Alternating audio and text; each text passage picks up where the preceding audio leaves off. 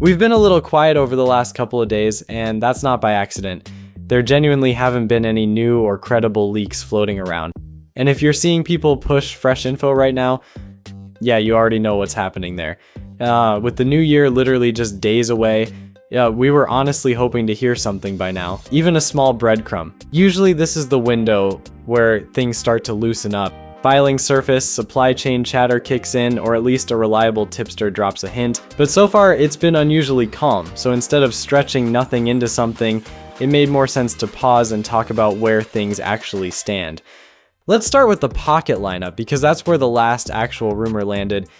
The most recent chatter wasn't about specs, sensors, or design. It was about timing, specifically a potential launch window for the Pocket 4 series. And yes, that includes both the Pocket 4 and the Pocket 4 Pro. DJI moving forward with a two-model Pocket strategy still makes a lot of sense.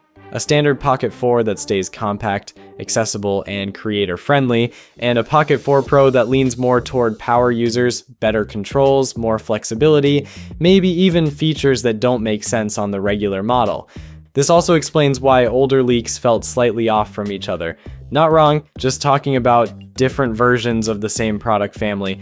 Now here's the important part. The launch timing rumor didn't suggest anything rushed. If anything, it pointed to DJI quietly lining things up behind the scenes. The standard Pocket 4 is still rumored to land sometime around January 2026, while the Pocket 4 Pro is said to follow later, possibly around May or June. That kind of staggered timeline doesn't feel accidental. It feels deliberate. We can't talk about releases without addressing the elephant in the room. The ongoing DJI situation in the US. The FCC's actions and the broader regulatory pressure don't just affect drones. Any new DJI product that requires approval to be sold in the US faces uncertainty. That doesn't mean products won't launch, but it does mean rollout strategies could change. Staggered launches, region-first releases, or even delayed availability in certain markets. So if you're wondering why DJI seems extra cautious lately, this is a big reason why. Now onto the Avata 360. The silence around Avata 360 doesn't mean it's gone. If anything, it suggests DJI may have moved past the leaky prototype phase and into internal testing and refinement. Historically, that's when information dries up before something real surfaces. And again, the regulatory situation could absolutely influence how and where DJI chooses to launch something like this. If you do want to know the launch time frame, it's just rumors, or we can say it's a speculation which is set for January. And since it's already been certified by FCC, there is no need to worry about its launch.